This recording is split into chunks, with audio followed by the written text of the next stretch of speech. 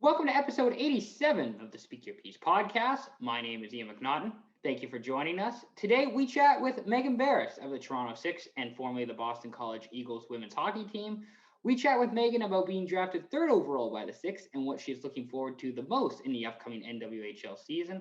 We also discuss her time at BC, including being named captain in her senior season and which arena she despises the most after 4 years with the Eagles. Finally, we chat about her path to the Six and what it was like being recruited by BC and NAHA. Thanks again to Maegan for taking the time to do this, and enjoy the show.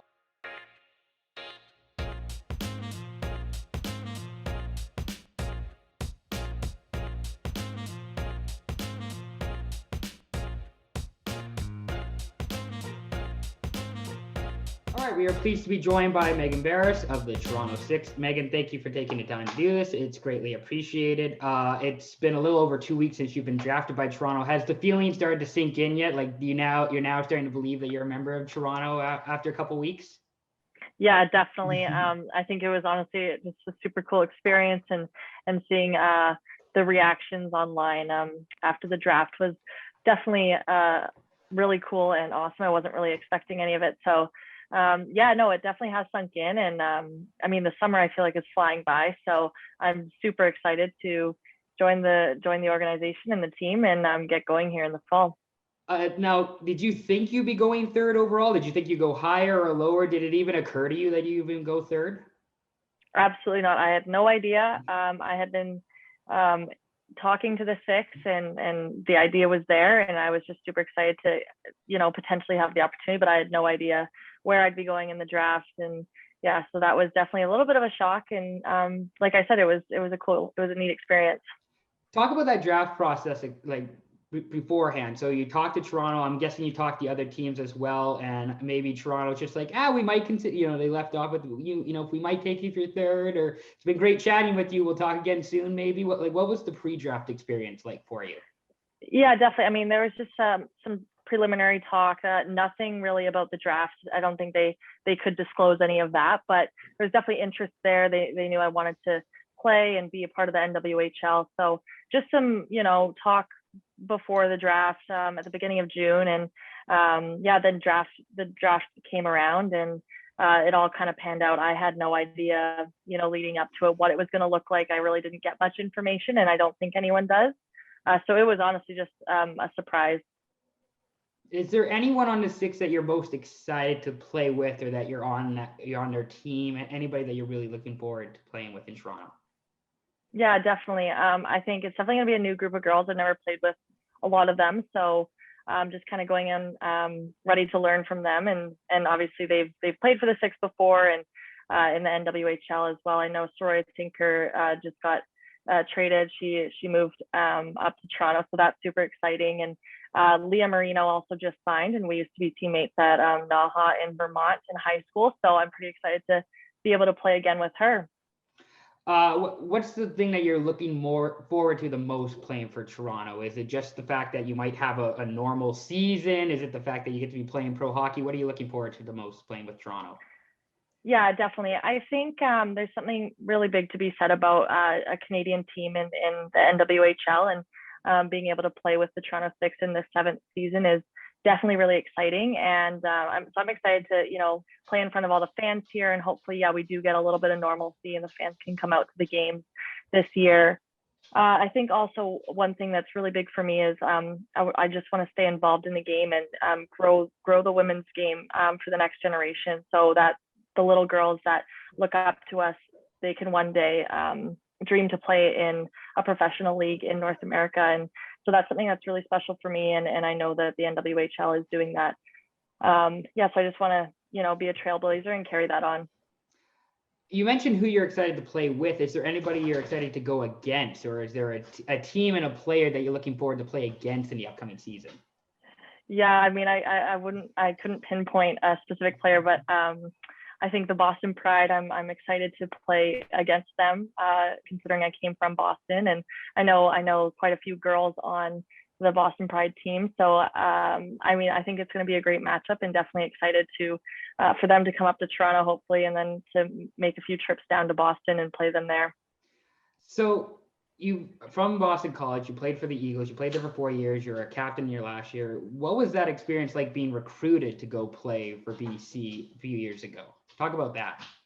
Yeah, definitely. I think the recruiting process was pretty competitive, and I think that's just the case. That's even more so the case as the years have gone on. I know that recruiting is starting even younger than when I was, in high school and being recruited. So definitely kind of a crazy process, but I jumped on it pretty early. I got in touch with a lot of schools, a lot of different coaches, and I didn't exactly know where I wanted to be or what I wanted to do. But I just wanted as much experience speaking with coaches, seeing as many campuses as I could, and getting a feel for, both athletically and the school program. I just wanted to get my feelers out there and learn a lot. So I started pretty young, and I was fortunate enough in grade 10 in my sophomore year of high school. I happened to speak with Boston College. They had seen me play in a few tournaments, and I was able to get out there with a tour for them. And luckily for me, it went well because at that time I had seen BC and I had seen the campus on my own. I went on my own tour just with my mom and my sister, and I loved the campus, fell in love with the school. I didn't know exactly what I wanted to study, but I got looking into their program and just everything that, Katie King Crowley and Courtney Kennedy at the time, they, how they mapped out their team and their culture. It just really attracted me. So it was the number one on my list at the time. So when that tour with them went really well and I agreed to commit and they had asked me to commit, I was just overjoyed. So that happened in my grade 10 year of high school, which was pretty early, but it was nice. It definitely lifted a lot of weight off my shoulders for the rest, so I could enjoy my high school playing career and just continue to grow as a player. You mentioned your head coach at BC, Katie King Crowley. She got to announce your pick being drafted by the Toronto Six. How cool was that? Was that expected at all that she would be announcing your pick? Not at all expected. I actually sent her. When I saw her pop up on the screen, I think my reaction, I didn't click onto the Zoom it for the draft quickly because I was like, whoa, it's Kinger. And I sent her a text after, and I just said I did not expect it at all. Thank you so much. It was really special, and because her and I had been talking about my career after I graduated, and she's just been a huge supporter and a huge help. So it definitely meant a lot to have her announce, my future in my hockey career. So you were the captain last year in your senior season at BC. How did you learn that you'd be the captain at BC last year? I'm assuming over Zoom. Was it a phone call? How did you get to know that you'd be the captain? Yeah, definitely. When we found out, everyone was back home in quarantine. It was, peak when COVID hit. So, we had team meetings every week and everyone would jump on a Zoom, and that was great just to see everyone and, have some sort of team feeling because usually in the spring, we would all be together at school in spring workouts in the off season. So at least we were on Zoom with each other. And the captains got announced sometime in the spring last year. And that's kind of how we all found out. It was a huge honor. A lot of people that I've played with at BC in the past, and so they're current alumni and those who have worn a letter before, I look up to a lot of them. So to be able to kind of carry on that legacy and be a leader for the program, it was a huge honor, and I was really excited. What was last season like? Just in the pandemic, there's hardly any normalcy. You're playing most of the Hockey East teams, but what was that like in the weird pandemic season that we had last year? Yeah, definitely. There was a lot of unknowns. We, went through the summer pretty much in quarantine. Everyone was trying to train on their own, and our staff was trying to support us the best that they could with, what was open and where people could go. And so it was definitely a weird off season leading up to this past season. And then once we got back to school, I think people were just excited to be back and at least be together. And we got to be in the rink and we got to be practicing every day. There was some teams who didn't get to do that because their seasons didn't start until the spring or whatever the reason was. But luckily, we were one of the teams. We got to practice pretty much right away.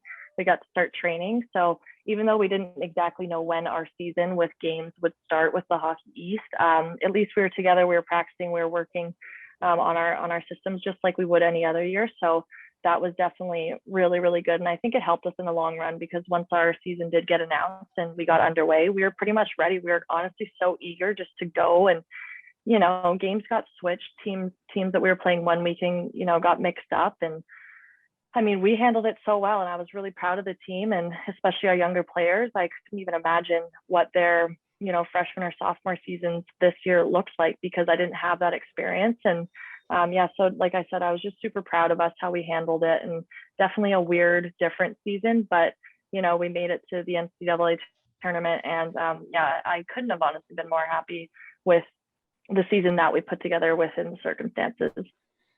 What arena did you despise playing the most in the Hockey East? I know it's a really tight competitive, especially in Mass, it's really competitive. Is there an arena that when you saw that you were going to go play at that arena, you're like, oh, great, I don't want to go play there, but you still got to go? Like, what's that arena that you despise the most? I'm assuming it's a Hockey East arena. It's okay if it isn't, but I'm assuming it. Yeah, definitely. I mean, Hockey East, we play there the most often, so I definitely know those rinks the best. I'm a little bit weird. A lot of people would say they don't love UNH because of the massive rink size. I actually love playing at UNH, and just the size of the rink, I think it's kind of fun. I would have to say Northeastern, and that's a little bit close to Boston College, but yeah, their rink, I don't know. I don't love it. Is there a standout game or a moment from BC that you'll take away with you from that you'll never forget? Oh, I have a few that come to mind. The one that happened most recently, now that we're talking about Northeastern, was my teammate Jillian Phi. She had an unreal goal at Northeastern, second game of the series, and we actually took away the win, which was huge. It was anyways, she was forechecking, was able to get Erin Frankel behind the net, basically pickpocket her, get the puck, and just wrap around, and had an empty net. And I think her celebration just said it all. Jillian, I love her. She is just an incredible teammate, incredible player, and her just ripping open her jersey, like she was so excited. So yeah, it was funny because I actually remember that play, and I was right in front of the net. And I saw the open net, and I saw her grab the puck behind the net, and I'm calling for it. I'm like, yeah, Jill, I'm open. And then watching the replay, I'm going, why was I calling for it? She had that the whole way. So no, that's definitely a standout moment from this year, at least. It's almost like one of those slow motion plays that they talk about, where you can see it all happening from beginning to end. Like, how this is going to play out. That is a perfect way to put it. So yeah, you did the BC route, you did the Eagles route. What would you say to young girls who are considering going the way that you went through the NCAA and through BC? What would you tell those young girls who might be interested in that pathway? Yeah, definitely. I mean, whichever way that you want to go. And I took a path, and I went to school in Vermont and got recruited in the NCAA, and that was my path, and that worked out great. But I would really honestly say, do what's best for you. And when you're young, you can get excited if a lot of your teammates go a certain way or go to play on a certain team and are talking to a certain NCAA school or a Canadian school. And honestly, I think you just have to take a step back, and you are still really young, and don't make any decision too early, because you never know what's going to happen. I think make yourself aware of a lot of different schools. And even if you think that you want to go to a city school, maybe that's not true, and that won't be true in a couple of years when you're actually going there. So have experience and get talking to a lot of different people. That would be honestly my biggest piece of advice. And then in terms of hockey, just continue to work your hardest every day, and try to pick up different skills and really put yourself outside of your comfort zone, because that's what's going to make you grow the most as a player. And I think that's what a lot of coaches look for, is just the coachability. So definitely just learn as much as you can, learn different skills, get different tools in your toolbox. And I think you'll see success. You talk about that, the work and the effort. What's your off-season training looking like? Or are you working out 5 times a week? What type of workouts are you doing? What's your off-season training looking like right now? Yeah, absolutely. I would say 4 to 5 times a week. Obviously, I've had a ton of experience from BC and even in high school of, training with our specific trainers and stuff. So I have a lot of stuff to go off of. And so I'm pretty comfortable doing all my off-season training on my own. I have pretty much a full gym set up here just outside of Toronto. So it's pretty nice that I get to work out just from our basement here at home. Just what I've been doing the past 4, 5, 6 years, however long it's been. Just continuing doing what I've been doing and working a lot on, speed and agility and things like that. So before going to BC, you played for the North American Hockey Academy in the JWHL. How did you get involved with the NAHA? Like, how did you get started there? Is that also a recruiting process as well? They recruited you. How did that go? Yeah. So obviously I grew up playing hockey in North Vancouver and played there until when I was through grade 9. And then from there, I kind of had to make a little bit of a decision where I wanted to go and where I wanted to play, because I wasn't going to keep playing minor hockey. I wanted to take it a little bit further and, get exposed to NCAA schools. And I knew that I wanted to attend a university or college out east on the East Coast. So I wanted to play with a program that would allow me to travel and get lots of exposure there. So there's a few different academies and teams in British Columbia that I was looking at. And I actually had a former teammate and friend who went to NAHA in Vermont the year before I went. And she had a great experience, loved the coaches there, and got some really good exposure. And not that the teams in BC weren't good or weren't right for me, but the best path for me at that time was to go to Vermont. So I went there on kind of a recruiting trip, and I just got to see the little campus there. And I actually got to skate with the girls and play in a little tournament with them, which was great. It got me exposed to their style of play and the caliber of games they would play. And so that's pretty much how I decided to go. They recruited me, and we pretty much agreed that I would play for them the next season. And I'm really thankful that I did that. No, I had an incredible experience there. It was definitely unique. I had to leave Vancouver for 6 months of the year, and I would leave in October, come back in March, and just play for 6 months of the year. We got 80 games a season, which is insane. I played with like-minded girls, and we were all very driven to play NCAA hockey. So it was a great experience. So you went to Collingwood. You obviously did a bunch of stuff at Collingwood, so, triathlon, badminton, rowing, basketball, all that. Did you know you were going to play hockey? Like, did you know growing up, like, I'm going to be a hockey star, I'm going to go play pro hockey? Or was there considerations to do other sports and play, pro basketball or something along those lines? Yeah, definitely. I did play all those sports, but they were definitely more on the side. My mom and my dad and all my, hockey coaches and my trainers, they really put an emphasis on me, branching out from hockey and getting involved in different sports, just because it's great in the off season to do different things and get different, skills within different sports. So I think that's where you see a lot of, I was involved in a lot of different sports and clubs and activities, but that's where it came from. Hockey was definitely always on the forefront and a priority for me. And basically when it came August through until May or June, it was hockey pretty much, whether it was the actual season, spring training, things like that. Hockey was definitely a priority. I never knew how far I would get. I always just, I worked really hard with my trainers, and I was lucky enough to work with some of the top ones in BC. And I just took it as far as I wanted to, and I always pushed myself, and I love the game. So to continue to play is definitely really exciting. You played for the U18 Canadian women's team before. You played for Team BC in the past. Do you have a standout memory from either with Team Canada or Team BC? Do you have a standout moment from playing international with the province? Yeah, definitely. BC in my last year, that was something that we as a group had been working together for. We as a tight knit group were together for 2 or 3 years, depending on who or when people started their journey with Team BC. So my last year, we were able to win a bronze medal, and that was huge for the province.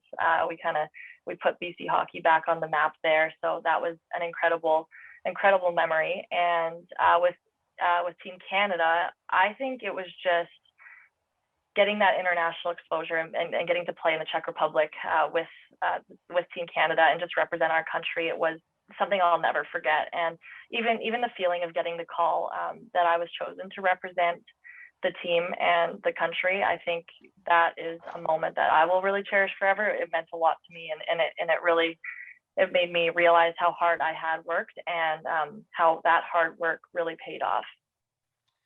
Awesome.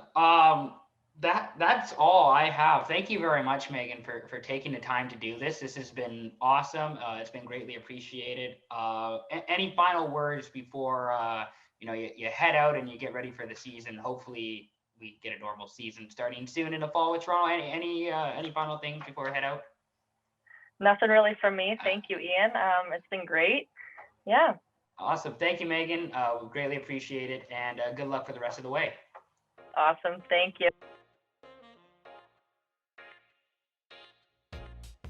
That's the show. Thanks again to Maegan for taking the time to talk with us. Also, a special thanks to Justin Levine of the Six and Paul Krotz of the NWHL for making this interview happen. We'll be back again soon. Peace out.